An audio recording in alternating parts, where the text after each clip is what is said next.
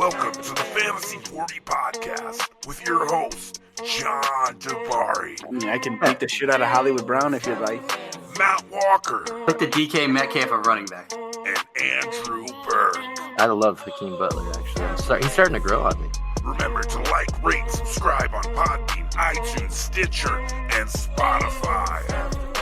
Follow the guys on Twitter at the Fantasy 40. Enjoy the show.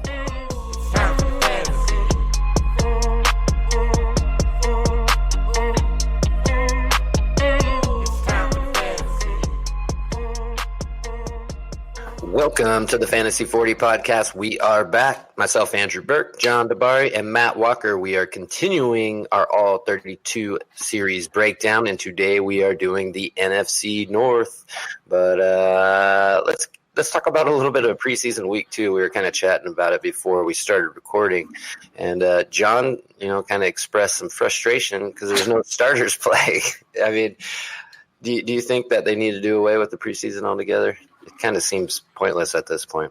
There's nothing the NFL can touch that they can't ruin. I mean, I've said it before. If they didn't have fantasy and gambling, nobody would watch this shit. It's a garbage product. Every decision they make is wrong. It's fascinating that they're a billion-dollar industry. The only thing I like, Walk, is that you got everyone going for it on like 4th and 6 from their 40-yard line. I mean, you get to see a little bit of that, but it is getting to be a little absurd, I guess. Yeah, I don't disagree, but it's, wait till we have 20-game or 18-game seasons, whatever they're shooting for, how irrelevant these preseason games will be then. If you thought they sucked today, imagine if they had some more regular season games to the slate.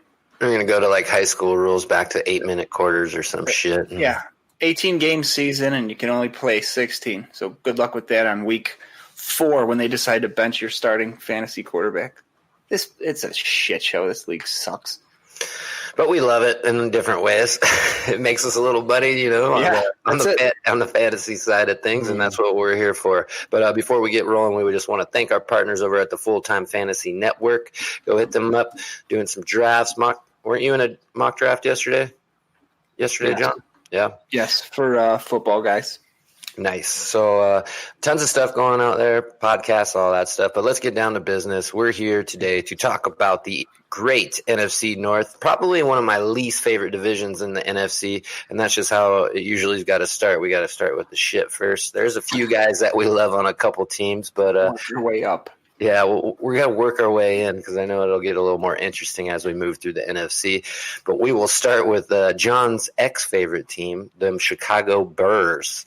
Let's go ahead and talk about some rookies first before we get rolling, Walker, and who they brought in. Yeah, I mean, obviously the big name is David Montgomery, who they went and got after they let Jordan Howard go for peanuts to Philadelphia to be the backup for Miles Sanders already.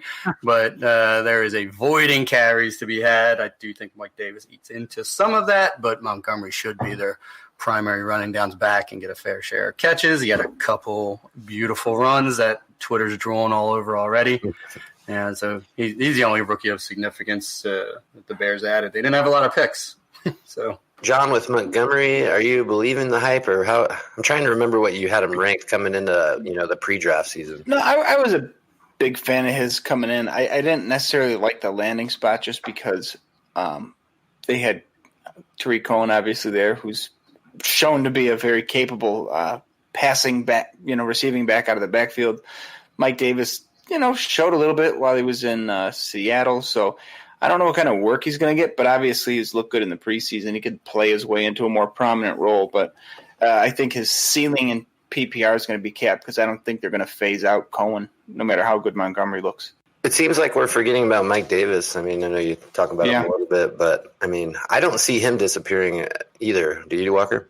No, I like Mike Davis. I was bully on his chances of actually being significantly fantasy relevant, leaving Seattle and going to the Bears because of his skill set. And then they went and drafted David Montgomery, and I think they're going to cannibalize each other, unfortunately, and cap the true upside of either player. I think John's right. And then Tariq Cohen has an established role on this team, and it's the primary pass catcher, 2-minute drill, playing catch up, things of that nature. So I think it's going to be ugly. I don't think any of these guys gets 40% of the work.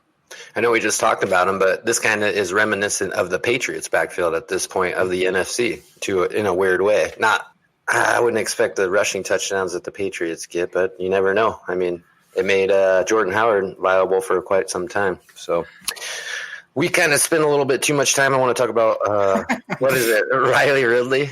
Not Riley. You want to talk about him? No, you're right.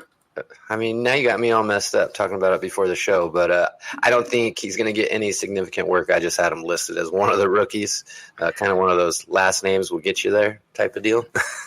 Well, what I hated was Emmanuel Hall was on the Bears as an undrafted free agent, and they already let him go. But he did land in Tampa, so the candle still burns for Emmanuel Hall. But I pretty much said he couldn't stay healthy, and that was his problem in Missouri. So he already striked one out with the Bears where I thought he would have some opportunity to climb that depth chart.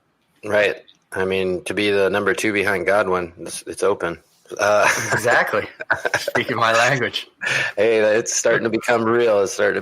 Let's go to the free agent side of things, Walker. We kind of talked about Mike Davis. Anything to add there with anybody else?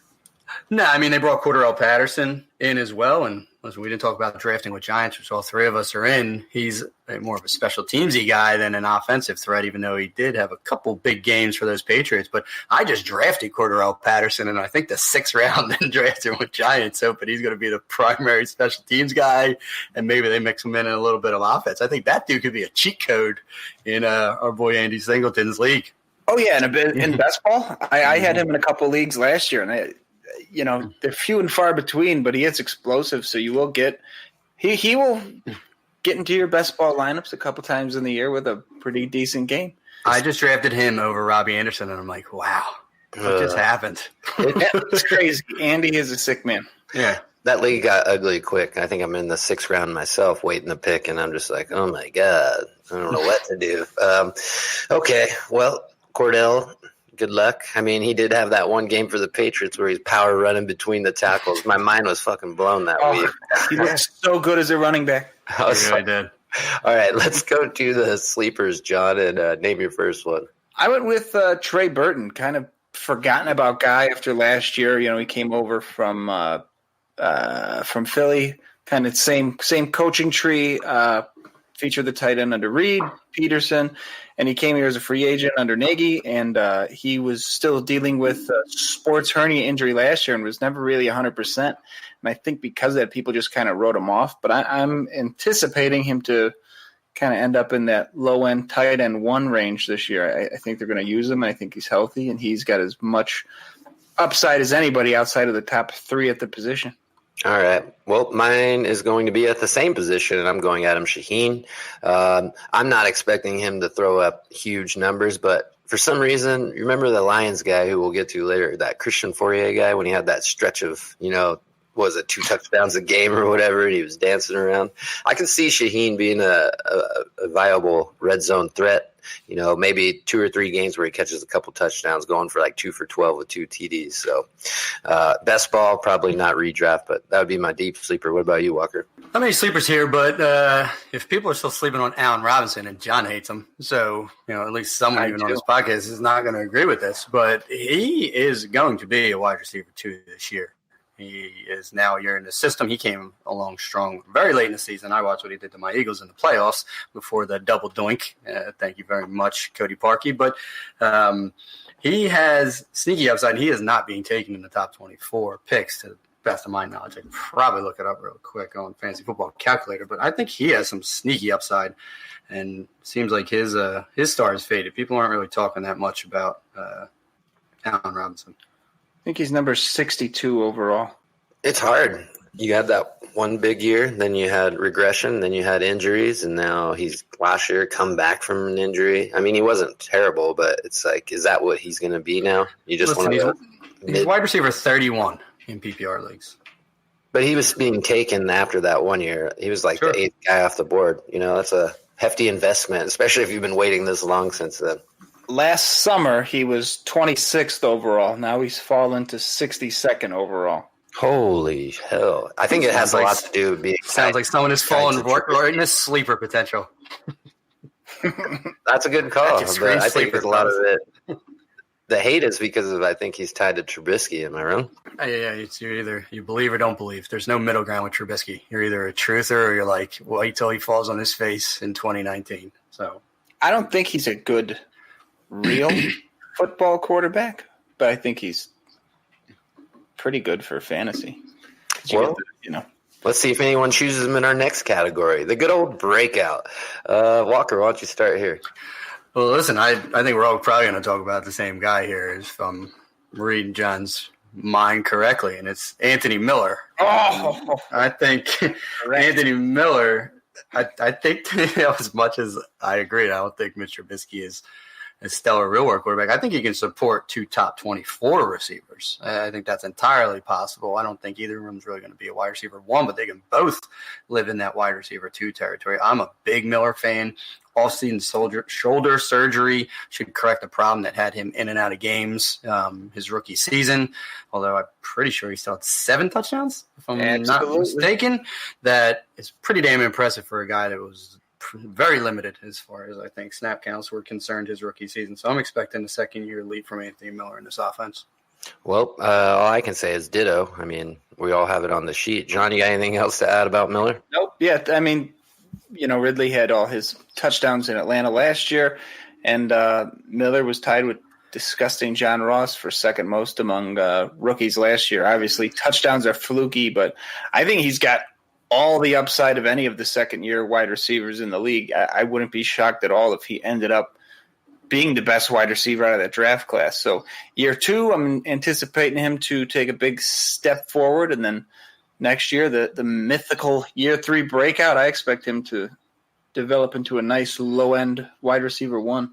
Quick correction is John Ross hit him with it. Yeah, John Ross, that was his second year last year. I know we didn't see him his rookie year, but he sucks so bad his rookie year. All right. It's already been forgotten about. But yeah, Anthony Miller currently wide receiver 53. Wow. Gimme. Fantasy football. Thank you. I'll take that. He's still going after Golden Tate. Well, who are you staying away from? Who's your bust? I mean, I know ADP has to factor into it a little bit, John. Allen Robinson. I just don't, like Walker said, either believe or you don't. I don't. I have not for a while. So I think, if Cohen gets his work out of the backfield, if we think Montgomery picks up some of that, Davis has been a capable pass catcher. I said Trey Burton. You threw out Adam Shaheen. We think Miller's going to break out. There's only so many targets to go around, and I don't think he's as talented as everybody else does. So Robinson's going to be the odd man out. I mean, could he live up to that 62 ADP? I mean, that's not crazy, obviously, but most people, in my opinion, think he's going to be back to those wide receiver 1 production profile, but I'm not buying it. No, thank you. Hit the bricks. Walker? Wasn't very kind, John. I just said that he was sleeper. He's a bust.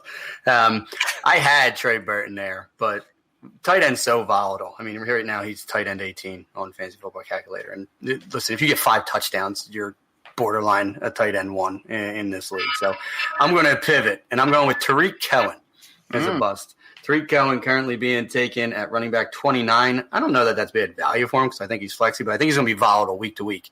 And now that they have David Montgomery and Mike Davis there, 2 capable pass-catching running backs, we've seen his ceiling, I believe. He's not going to touch the ball, on running downs more. And I don't think he's going to catch many more passes than he has in previous years, because he just had nothing in the way of competition in that backfield. Now he has 2 capable pass catchers. So I don't want Cohen's week-to-week volatility. He's a best ball guy for me, but not really much more running back 3. I was on the same page with John, but, listening to you, I mean, a bust could be the whole Bears backfield because you in a redraft situation, not best ball, you don't know who the hell to start. So I would just steer clear of that situation altogether. Good point, Walker. Let's get to the records. Go ahead. All right, I'll dive in. 10-6. Ooh, nice. I'm 1 below you. I have them pegged at 9-7. Let's continue this trend. 8-8. Take it. Again, this is one where John looked at the schedules. I am back to not looking at all. This is just throwing a dart. I think they regress with Fangio not being there anymore in that defense. It'd be interesting to see if their offense can take a second-year lead with Nagy because they have the pieces to compete. So I can easily see any of those records. Yeah, it's just hard with Roquan, Mack, and then Eddie Jackson. I mean, their defense is pretty talented. I don't know how you can fuck that up as a coach. Yeah, So, and they got right. They hired Chuck Pagano, so it's not like they brought in some right. bum. Speaking of bums, let's go to the Detroit Lions. That was the best transition in the history of the show. I'm sorry if you're a Detroit. You made it, Andrew. I did it. Look, Ma. But real podcast now. It's just hard. I mean, Detroit was there for a minute, and they've just fallen off the face of the earth and becoming one of the worst organizations in the league. So let's go ahead and see what they did in this year's draft, Walker.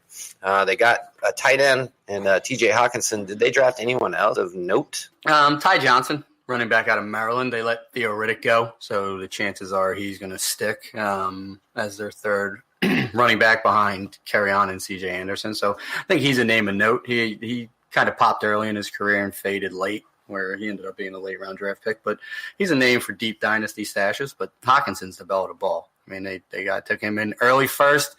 Hopefully they don't Eric Ebron him out there in Detroit, because I'm a Hawkinson fan, and that would not make me happy. Where's he going to go for 4 years to be a star again? Listen, he can just follow Eric Ebron right to Indy, so long as Andrew Luck is still there, and I would be perfectly fine with it. You got to be patient, but can he produce in year one? He's going to get opportunity. Jesse James doesn't scare me, but I'm not ever relying on a rookie tight end for my redraft leagues. I mean, he also didn't come in the league when he was 19 or 20. Wasn't Ebron super young? He's a little bit older. But John, anything to add to the rookies before we move on to free agents? No, I like Hawkinson's.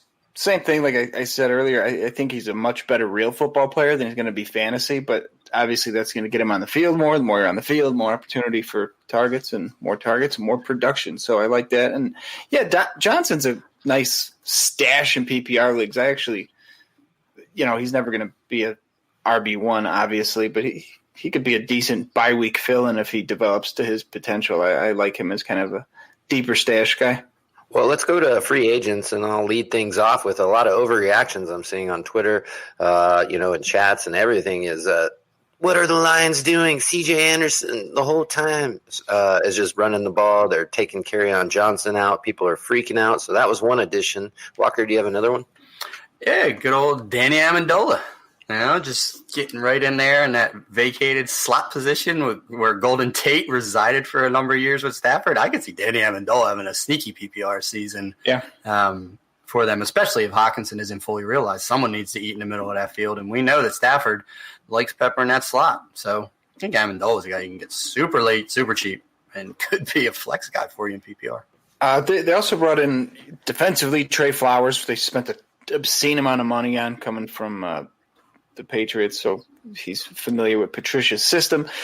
Jesse James is kind of interesting to me. Like you said, Hawkinson's going to take a while to develop, obviously, but they brought in Jesse James, and everything we've heard out of Detroit is they're going to be looking to run the ball a little more, and they're running more two tight end sets. Jesse James is going to probably be on the field quite a bit with Hawkinson, so a more reliable guy, let's say, than Hawkinson right out of the gate, just due to experience. I could see him, similar to Walker said with Amendola, I could see him getting peppered with some targets in the middle, especially if the wide receivers aren't faring too well. That's a great point. I mean, Jesse James is going to be there at the end of your draft. And I think – I'm not saying he's a world beater, but this guy doesn't get the respect that maybe he deserves. I mean, for one of the last picks in redraft, he has some solid games, especially – but that was with Ben Roethlisberger, so we'll kind of see how that shakes out with Matthew Stafford and their chemistry. But listen, on name cachet alone, he's the outlaw. Right. Yeah. And he's also 6'8", 6'9", just a tall bastard out there. He's a big kid. But we all know tight ends go to die in Detroit. So. Right. John, who's your sleeper? C.J. Anderson. I haven't seen him get drafted really very early. And I think they're trying to limit Kerryon Johnson's workload. I think they're aware of his injury potential and his inability to possibly handle the full beating of an NFL season. I wouldn't be shocked if Anderson's their, goal line guy, kind of like we saw from LeGarrette Blount. So I think Anderson can have a sneaky good year. People gave up on him last year. He came out and carried the Rams in the playoffs. So I'm thinking he's going to score a lot more touchdowns than we think. And, is the volume going to be there? Not necessarily, but I think he's going to get in that end zone quite a bit. His career could be rejuvenated down there in Detroit, but that's to be seen. Walker, who do you got? Yeah, I mean, and C.J. Anderson, running back 61 right now, so he's a free square. So I don't disagree. Kerryon Johnson himself came out and said something like he's not going to be a bell cow back, or he's not a bell cow back, or whatever. He pretty much gave it the James Conner treatment, or is just let every fantasy player know what they don't want to hear. I actually went with Matt Stafford, and only in 2 QB leagues. He's quarterback 24 right now. Had a shitty broken back season last year, and that's going to happen. But I don't think this team's going to be good. And so they're going to be chasing points, and they're getting Kerryon back. They brought in Hawkinson. They got Jesse James. They're getting Marvin Jones back. They already have Kenny Golladay, who we all love. Danny Amendola out of the slot. He has weapons.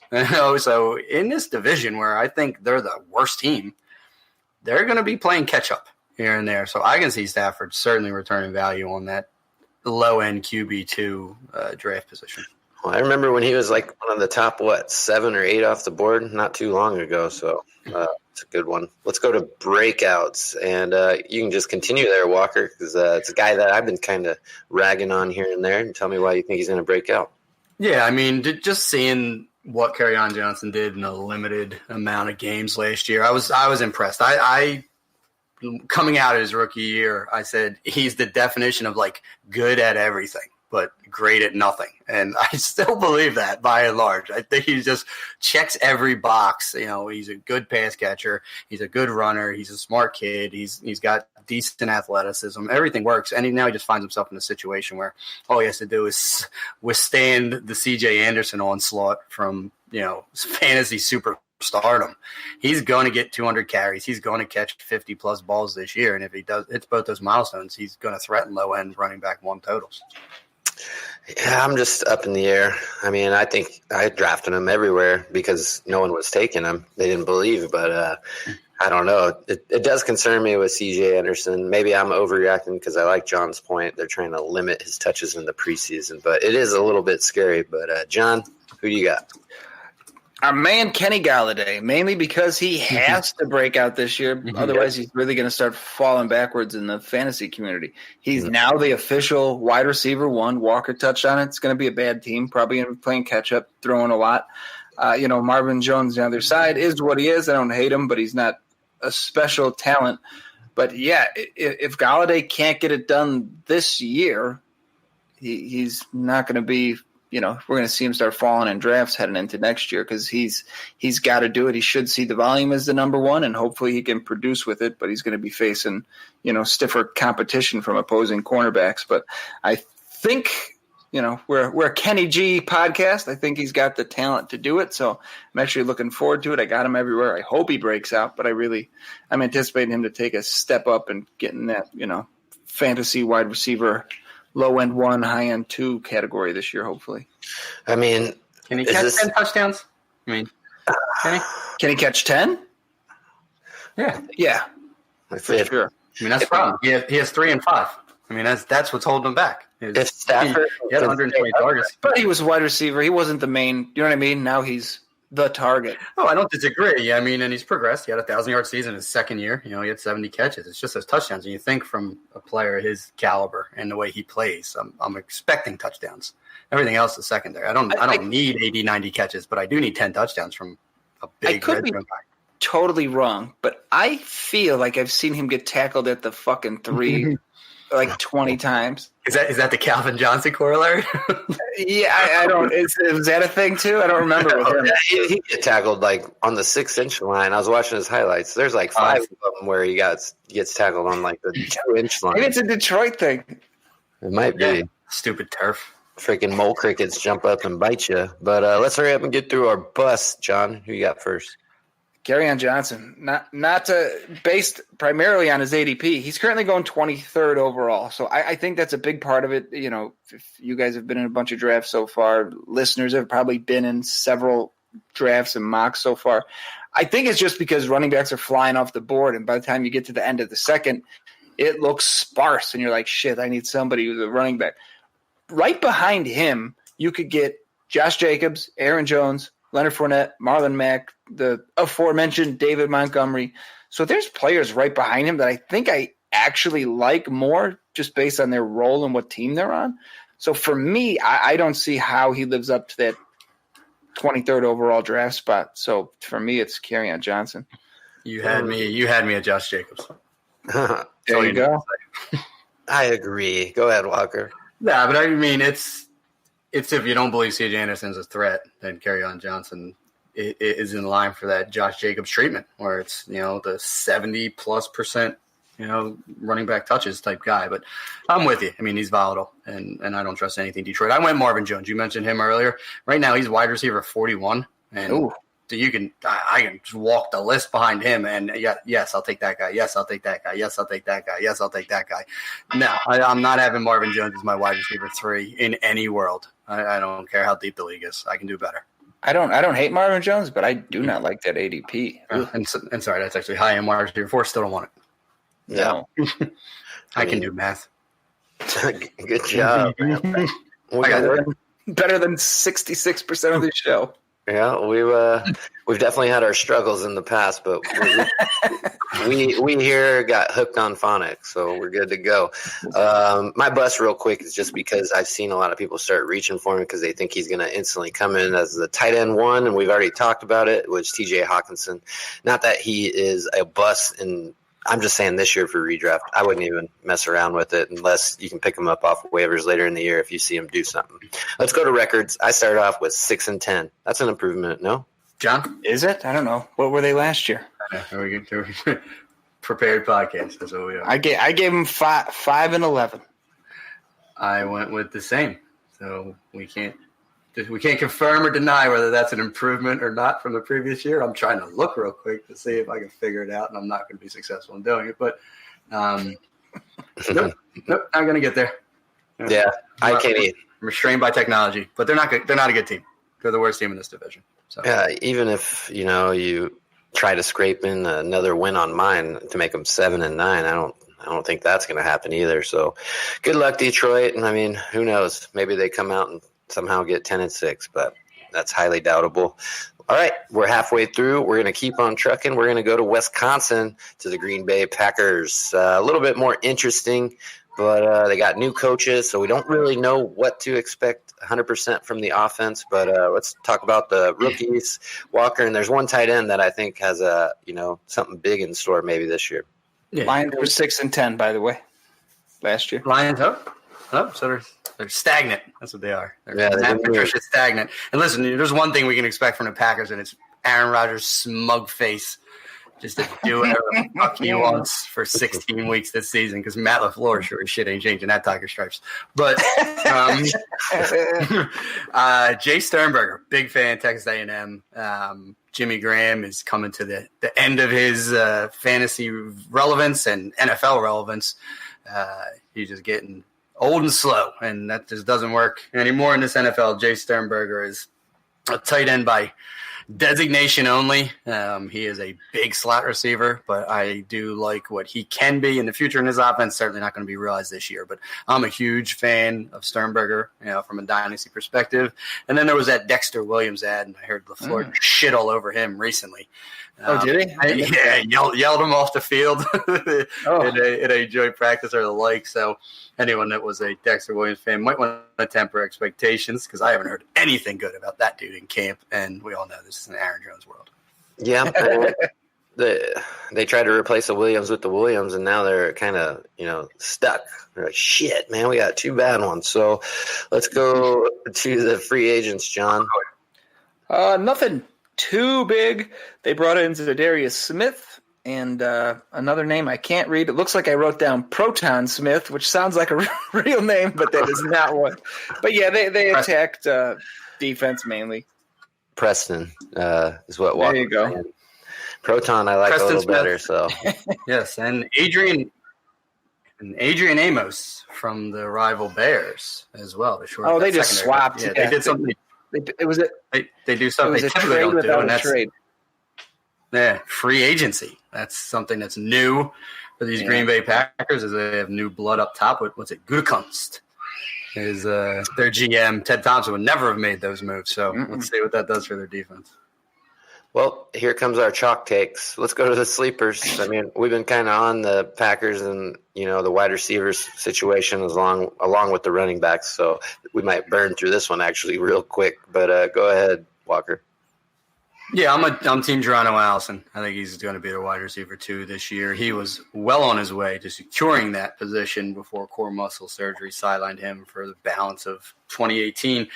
I think trust with Aaron Rodgers is a big deal, and he trusts Geronimo Allison. It's clear he lost that trust with MVS last year. Who knows if we'll ever have it with Equinemius St. Brown or the other guy they drafted first, whose name is totally escaping me from Jamon Moore. Jamar Moore, there it is. He will never be anything. So move on from that one. But I'm Team Geronimo. I think he could be a low-end wide receiver 2 this year. You screaming Geronimo as well, John, or you got somebody different? I got Geronimo also. I think Valdez Scantling ends up as the guy on the field in 2 receiver sets. I think he is their wide receiver 2 in name only, which means Allison is going to move to the slot. And I love him there. He's 6'3", so it creates some mismatches. He's also – I think he can do more on less targets. I mean, that was the spot Randall Cobb had for years and was super productive in that team. So I think even being on the field less and less targets, I think his efficiency can go up. And I agree with Walker. No reason he can't be a wide receiver too. Well, when your quarterback's Aaron Rodgers, I mean, that's a great point. I was looking back at some of the recent stuff that Cobb's been, putting on the field when he was healthy, and he's getting those bullets right behind the linebacker in front of the safety. And I consider Geronimo a little more explosive than Randall Cobb at this point in their careers. So, I mean, I would look forward to Geronimo taking some of the house off some quick little slants in the middle of the field. So I like that. Want an interesting Geronimo Allison stat? Go ahead. It's one of the few NFL wide receivers who have a worse short shuttle and 3-cone than Metcalf did. Ooh, you don't see anyone shitting on him, do you? But so take that, quickness. Yeah, that means still nothing. Quick. He can't change direction. Yeah, he's a straight ahead. You give him that one slant move. That makes him fast, not quick. Isn't that the definition of? That's true. Yeah, it's not quick. On the next Fantasy 40 podcast, we debate quick and fast. But let's go to break down speed scores. Well, who do you got, Walk? Breakout? Yeah. Aaron Jones. Well, let's move on. He was RB15 on a points per game basis last year because he didn't play that many games, which is the biggest knock on Aaron Jones is that he just can't stay on the field. Only 12 games, but he in those 12 games, he had 9 touchdowns and rang up just shy of 1,000 yards. Now, if we can get him more catches, which I'm hearing in spades is what LaFleur wants to be a product of this offense, and he can continue to grow as a pass catcher. He had a very bad rookie year. He had a more impressive second year where he caught 26 of 35 for 206 and that 1 touchdown. If he can expand on that and get into like the 40-catch club, and threaten 200 carries, which he should do. I mean, he only touched the ball like 11 times. He only ran the ball 11 times a game in his 12 starts. There's no reason he can't get to 15 carries a game. And if he can sprinkle in, 4 or 5 catches in this offense, Aaron Jones can be a top 6 running back. It's not in that offense. It's not concerning to either of you because obviously I went and scooped him up after his rookie year when he was still relatively a little cheap because of the injuries. But, I mean, he can't stay healthy, it seems like. And I'm not going to do the old injury-prone designation, but, I mean, there is some cause for concern this year, John, don't you think? Well, he's already hurt again. Right. That's what I'm saying. I mean, that's the knock on him. The upside is there if he can stay on the field. But he's opted to get the injury out of the way early this season. That's what he's doing for us. Yeah, I'm just throwing it out there for redraft purposes. I mean, I love Aaron Jones and the upside's there, but this year, just for me, it seems like I might be trying to stay away unless he falls a little bit, further into the rounds. No, I'm all in. He's returned to practice with his hamstring. How many days ago? 9 days ago at this point in time was the last update on Aaron Jones. So far, so good on that. And if we're talking draft capital, where's this kid getting drafted at right now? Just after 16? Yeah. In the early third. Yeah, right. 306, 16. I mean, that's fine. If he's my RB2 and I'm at that point, I'm super happy because I think he has RB1 upside. I'm not scared off by that draft point. Yeah, it's just I guess I ran into it in a recent draft, and maybe I'm trying to get some tips from you guys. But going zero running back, stacking wide receivers is you're left with like a guy like Aaron Jones, or who do we talk about earlier? I mean, not even if you're going a true zero RB, you're not even taking him in the third. Right. You're hoping that Derrick Henry, Marlon Mack, Mark Ingram types, even Chris Carson are around the fourth. To pivot the opposite, draft a strategy going in. If you go robust running back, let's say you have the first pick, you could go Barkley and then come back at the 2-3 turn and get Josh Jacobs and Aaron Jones. That's your first three. I'll take that because wide receiver is pretty deep this year. So that's kind of the strategy I've taken in a couple drafts. I haven't gotten that threesome myself yet, but but I mean that's what you can come out of the first 3 rounds with, and then pound wide receiver for the next 5 rounds, which I think that would be pretty decent roster construction. That would make it a foursome, John. But who's your breakout? Hi-oh. Aaron Jones. Move on. My pants are soiled after Walker's rant. I'm in. Well, let's try to knock that Woody down and talk about our bust. Go ahead, John. Oh, you missed the easy one. Should have went with speaking of busting. Oh, yeah. But anyway, Jimmy Graham. I mean, than Jimmy Graham. No, you guys have literally the same sheet right now. He has Jimmy Graham as well. It's not surprising.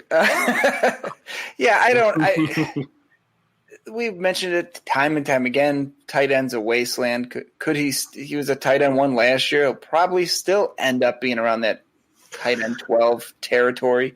So he's not a complete bust, but this team, there's really not too many guys who can bust unless, Aaron Jones gets hurt or something, just doesn't live up to draft capital. But I actually was thinking Aaron Rodgers, but he's going 81st overall because people are savvy and letting quarterbacks drop. So, I mean, he's going to outperform that 81. So I just went with Jimmy Graham because I had no better options. I mean, we're not in the days of Mark Chmura anymore. The Packers barely use the tight end, or that's at least the narrative in the past. So I don't think anyone's really reaching for Jimmy Graham because Jimmy Graham hasn't been Jimmy Graham in quite some time. So that would be mine. Walker, we know it's yours. Anything else to add, though? He was a tight end 1. He was 12 overall in PPR, and he got 89 targets and played 16 games, which I think people would be surprised at. He was 6th in the NFL in tight end targets last year for the team that doesn't throw to the tight end.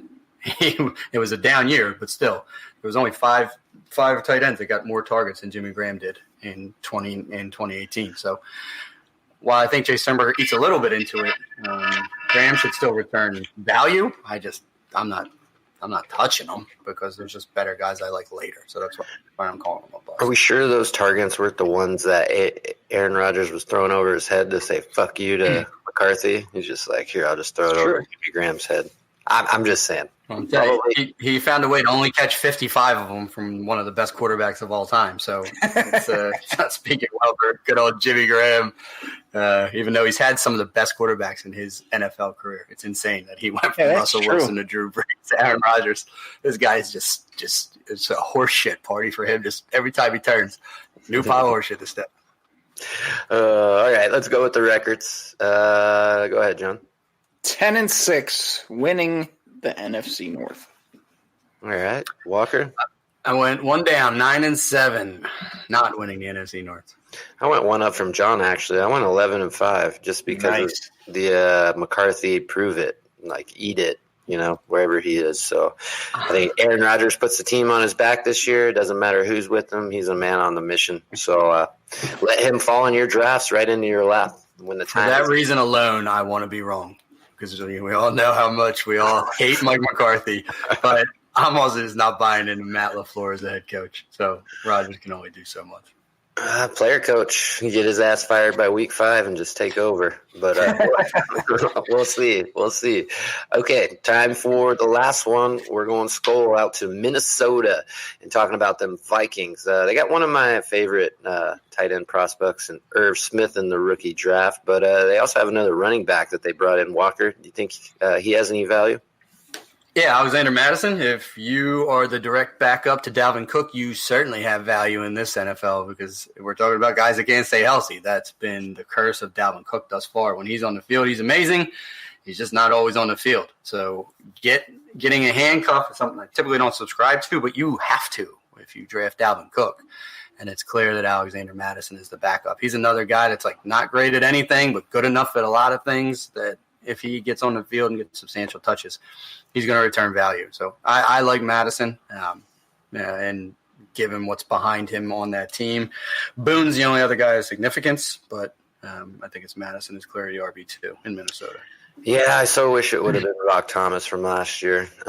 Speaking of Madison, though, I seen him last night, and, he kind of stopped in the hole and got trucked, bent his knee back, and fumbled the rock. So, I don't know. He didn't look – obviously, you can't base it off a couple tries, but he didn't look, the part that I'm hearing and seeing all over Twitter. But like Walker said, if he's in the handcuff, you need him. John, anything else to add?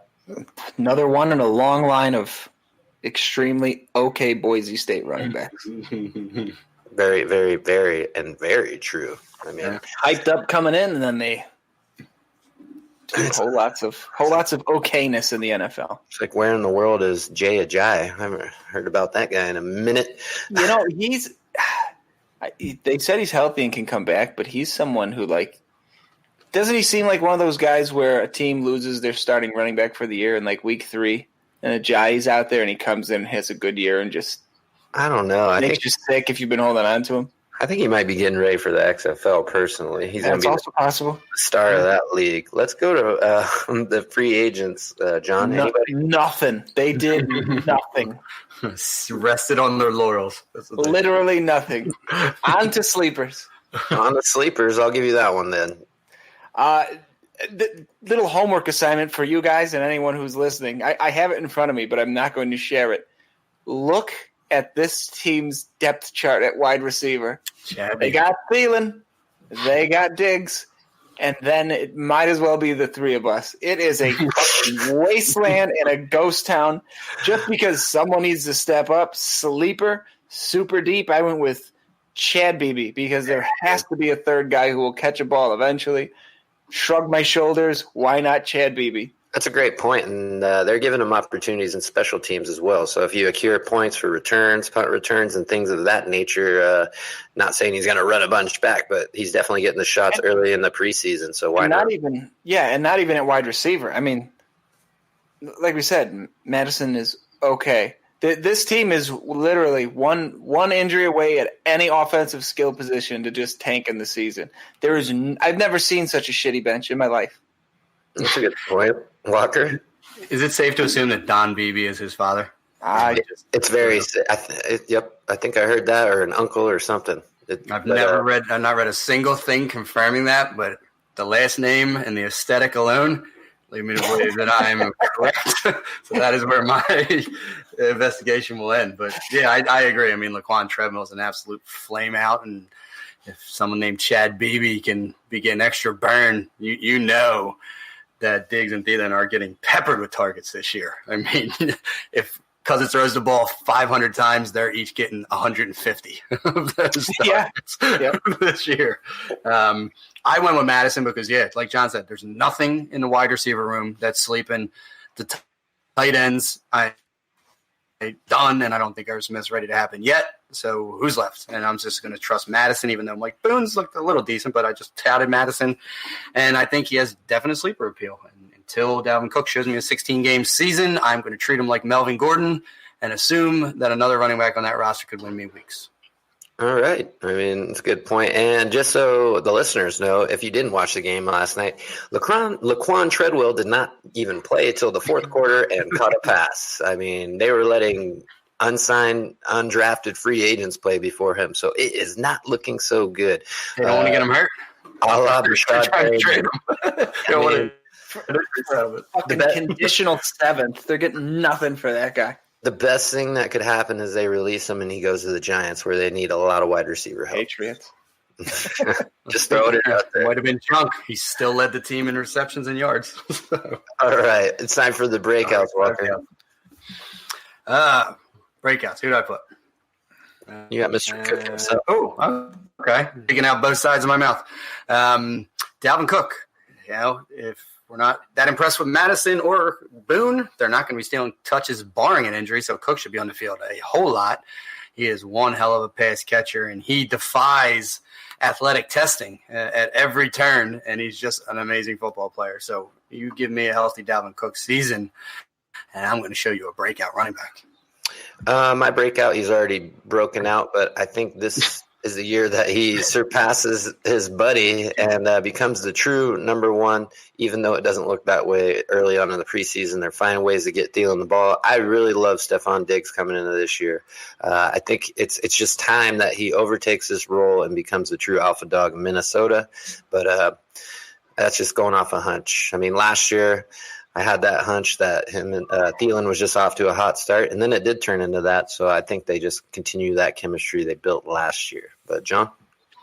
I went with Alexander Madison because I don't think Cook stays on the field all year. So, like I said, the depth chart's so trash. I can't find anybody who could possibly emerge on this team. So give me Madison because I don't think Cook stays on the field. We have been all over the NFC North today. All right, one person's breakouts, another's bust, someone's sleeper is not being discussed as a rookie. There's been no consistency on this one today.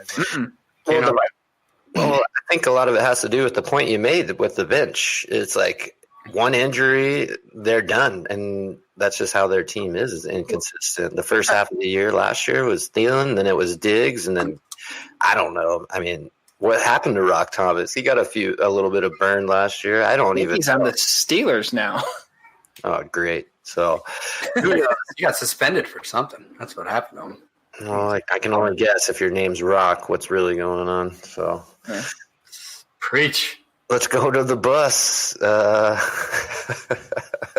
I like yours, Walker. Give me the reasoning, though. Yeah, I just changed on the fly because I didn't actually believe my first answer, and I sure as shit believe in the second one throughout this conversation. Kyle Rudolph, tight end 7 last year, largely on one single game, and I think it was week 15 or 16. So if you made the playoffs with what he didn't do all season and still the balls to start him, congratulations, because he probably won you the week. But he's done. I don't care that they gave him money. I think it just changes the tax ramifications for them from a cap perspective. He has still one more season from irrelevancy, in my opinion. Trade him in Dynasty immediately.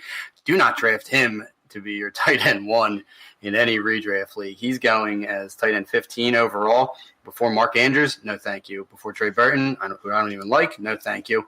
You know, even Jimmy Graham, I think Jimmy Graham offers more upside than Kyle Rudolph, in the same division. And even guys like Dallas Goedert, if you're talking about a tight end 2, I'd rather have Goddard than Rudolph because the upside is there. And these are all guys going after him on Fantasy Football Calculator. Do not draft Kyle Rudolph. Don't do it. If you're talking dynasty trades, would you trade him for a guy like Herndon, even being suspended this year? Yes. What about with all the Jacksonville? I know we talked about Swain, but O'Shaughnessy, with everyone being hurt, he got a little bit of burn with the ones and didn't look too bad. I mean, there's opportunities, I guess. I love O'Shaughnessy. We talked about it before. I've liked that guy for a long time. I think he just hasn't had an opportunity. I think he's a very capable backup NFL tight end and is worth plug and play in fantasy. So we're all, if he was still in Kansas City. Because with Demetrius being out, he'd be a Kelsey injury away from superstardom. Yep, and Kelsey's one concussion from, being in some trouble himself. So we all agree about Rudolph. Dynasty, it's time to sell. Redraft, it's time to never take him. John? If Madison's my breakout, Dalvin Cook's my bust. He's never been healthy in his entire career. Well, why is 2019 going to be any different? I just don't see him playing 16 games.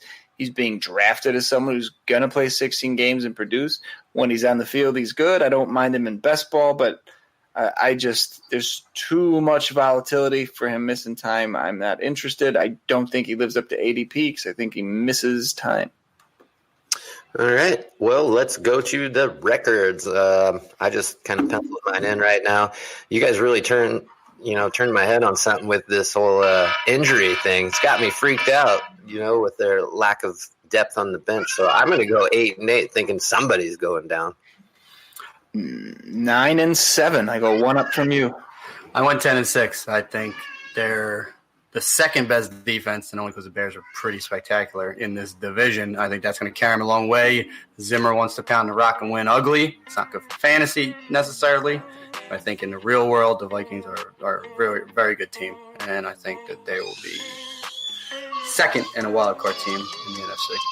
Well, if you're wondering what that is in the background, that's our alarm to let us know that we have went too far on our time. Make sure everybody stays tuned because we have the NFC South, and I know there's a lot of players we love down there. Walker's already, looking for property down in Tampa, so we'll see how that shakes out. But we appreciate everyone taking a listen. Make sure you guys are leaving us a rating on either Apple Podcasts, Podbeam, all that stuff, Stitcher, Spotify. We're on all of it. Follow us at the Fantasy 40 on Twitter, and remember to take a look at the Full-Time Fantasy Network on the old internet, on the interweb. Now check it out. There's plenty of stuff to go through on there. We appreciate being partners with those guys over there, but we're going to shut it down. From myself, Andrew Burke, John Dabari, and Matt Walker, we're the Fantasy 40, and we're signing off.